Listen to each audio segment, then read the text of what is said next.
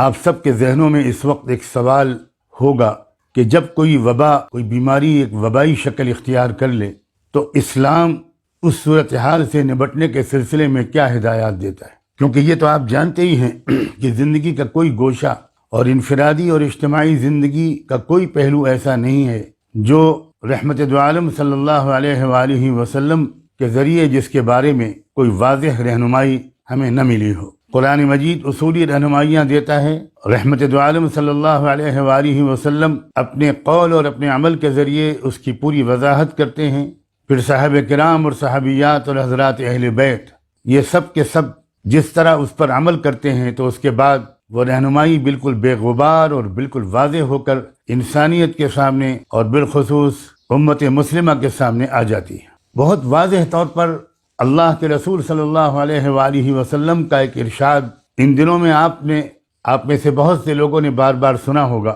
آپ نے ارشاد فرمایا اذا سمعتم الطاعون بأرض فلا تدخلوها واذا وقع بأرض وانتم فيها فلا تخرجوا منها۔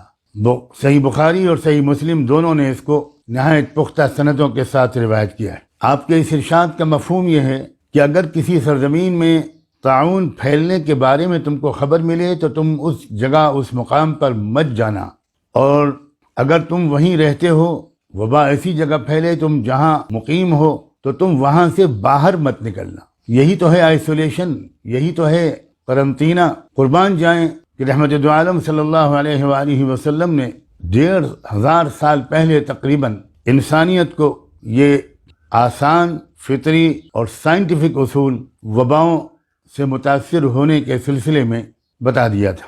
اب آپ ذرا اس کو بھی غور سے سنیے کہ وبائیں پھیلیں صحابہ کرام کے دور میں، اور بعض بہت اجل صحابہ کرام ان وباؤں کی زد میں بھی آئے، اور ان کا انتقال اور جو یقیناً شہادت کی موت تھا حدیث کے مطابق، دوسری احادیث کے مطابق وہ اس وبا کے زیر اثر ہی ہوا، اسی وبا کے نتیجے میں بظاہر اسباب ہوا۔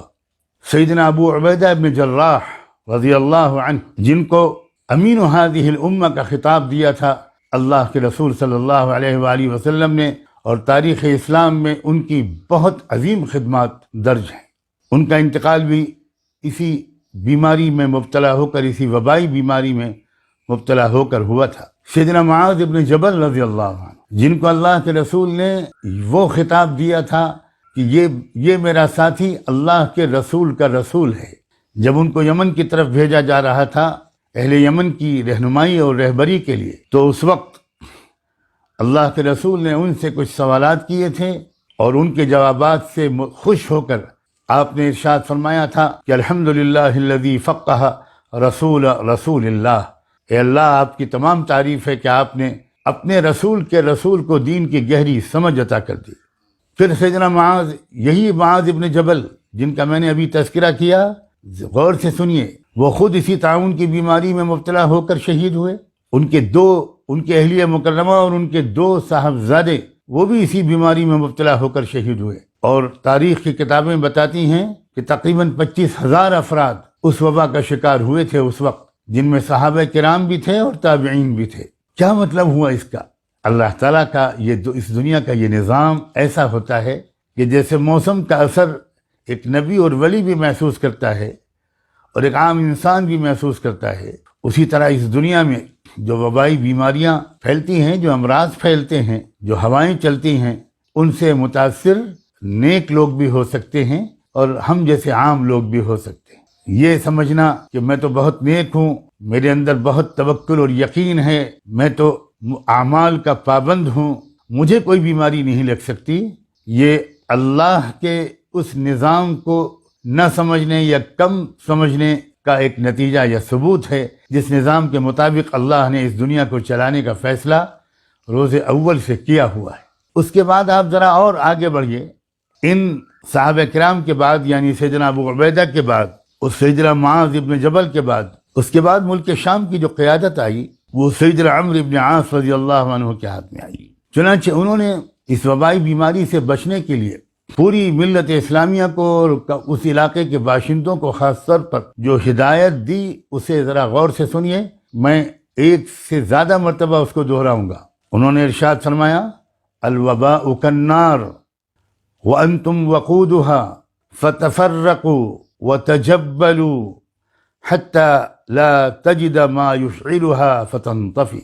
میں پھر دہراتا ہوں، الوباء کالنار وانتم وقودها فتفرقوا وتجبلوا حتى لا تجد ما يشعلها فتنطفئ. ان کے اس حکم نامے کا مفہوم یہ ہے کہ دیکھو لوگوں، سمجھو وبائی بیماری آگ کی طرح ہوتی ہے جس کا ایندھن انسان بنتے ہیں. وانتم وقودها، انسان اس کا ایندھن بن جاتے ہیں. اس لیے پہلی بات غور سے سنو، فتفرقوا، الگ الگ ہو جاؤ، فاصلہ رکھو، بہت زیادہ اختلاط مت کرو. اگر ہم آج کی زبان میں کہیں تو کہہ سکتے ہیں کہ سوشل ڈسٹینسنگ مینٹین کرو. فرمایا وتجبلوا، یعنی پہاڑوں پر جا کر بس جاؤ. اللہ اکبر، یعنی اپنی گھنی آبادی سے نکل کر باہر دور کہیں پہاڑوں پر جا کر الگ الگ بس جاؤ، وہاں کچھ دن گزارو. جب ایسا کرو گے تو آگ کو ایندھن نہیں ملے گا تو وہ بجھ جائے گی. سبحان اللہ، آگ کو ایندھن نہیں ملے گا تو وہ بجھ جائے گی. یعنی نہ صرف یہ کہ تم اس وبا سے محفوظ رہو گے بلکہ وہ وبا ہی ختم ہو جائے گی. تاریخ اسلامی کے بہت عظیم اور متفق علیہ محدث گزرے ہیں علامہ حافظ ابن حجر عسقلانی. انہوں نے تو یہ الفاظ بھی ذکر کیے ہیں کہ ان ھذا رجز مثل السیل من تکنبہ اخطأہ ومثل النار من تنکبہا اخطأہا ومن اقام احرقتہ فآذتہ. یعنی یہ بیماری لوگوں، یہ سمجھ لو کہ یہ سیلاب کی طرح ہے. جو پانی کے بہاؤ اور دھارے سے بچ کر کھڑا ہوگا وہی سیلاب سے بچ پائے گا.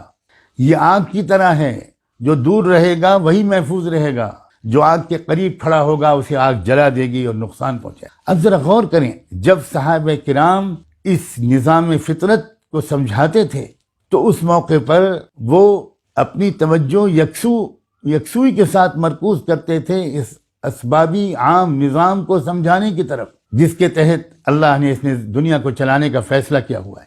کیا آج ہم اور آپ ان میں سے کسی کے بارے میں یہ گمان کر سکتے ہیں کہ ان کا یقین کمزور تھا، ان میں توکل نہیں تھا، ان میں تقوی کی کمی تھی، وہ غیر اللہ سے متاثر تھے؟ معاذ اللہ، معاذ اللہ، لاکھوں کروڑوں بار معاذ اللہ. ہم اور آپ تو کیا چیز ہیں؟ رب کعبہ کی قسم، ساری دنیا کے اولیاء اللہ، ائمہ رشد و ہدایت، ان کا یقین، ان کا توکل اور ان کا تقوی اگر ایک پلڑے میں رکھ دیا جائے اور دوسرے پلڑے میں ایک صحابی کا ایمان، توکل و تقوی رکھ دیا جائے، وہ پلڑا جھک جائے گا جس میں ایک صحابی کا ایک توکل، یہ تقوی اور ایمان رکھا ہوا ہوگا، یقین رکھا ہوا ہوگا. یہی نازک بات میرے عزیز دوستو، میرے بھائیوں اور بہنوں، یہ سمجھنے کی ہے کہ اللہ نے ہم کو کس طرح ریئیکٹ کرنے کا حکم دیا ہے. ایک طرف یقین اور توکل بھرپور طریقے پر، رجوع اللہ بھرپور طریقے پر، دعائیں مانگنا، اللہ سے معافی مانگنا، اپنے کیریکٹر کو بدلنا، اپنی کمیوں کو دور کرنا، اپنے اندر بہتر تبدیلی لانا، جس کا نام ہے توبہ. ایک طرف اس کا بھی بھرپور حکم اور ہدایت ہے. یہ بھی کہا گیا کہ تمہارے پر اگر کانٹا بھی چبھ جائے گا تو تم کو اس کا اجر و ثواب ملے گا اگر تم صحیح قلبی اور نفسیاتی کیفیت کے ساتھ ریئیکٹ کرو گے. اگر تم مایوس بھی نہیں ہوگے، اللہ سے بدگمان بھی نہیں ہوگے، اللہ تعالیٰ کی قدرت اور رحمت پر شک کی بیماری میں مبتلا نہیں ہوگے، تو وہ ذرا سی تکلیف بھی تم کو اجر دے دے گی. تم استغفار کرو گے تو تکلیف بھی دور ہوگی اور اللہ کی رضا بھی حاصل ہوگی. ایک طرف یہ کہا گیا اور خوب کہا گیا، اور اس کو جتنا کہا جائے اور کیا جائے کم ہے. اور دوسری طرف ساتھ ساتھ یہ بھی کہا گیا کہ اسباب اختیار کرو، علاج کرو، احتیاطی اور حفاظتی تدبیریں اختیار کرو. اس پر بہت زور دیا گیا. ذرا غور کیجئے، سیدنا عمرو بن عاص اپنی امت کو ہدایت دے رہے ہیں اور کیا کہہ رہے ہیں؟ وبائی شکل میں ایک دوسرے کے ساتھ نہ رہو، الگ الگ ہو جاؤ. کتنا سائنٹیفک دین اور شریعت ہے اسلام، قربان جائیں. سوشل ڈسٹینسنگ مینٹین کرو.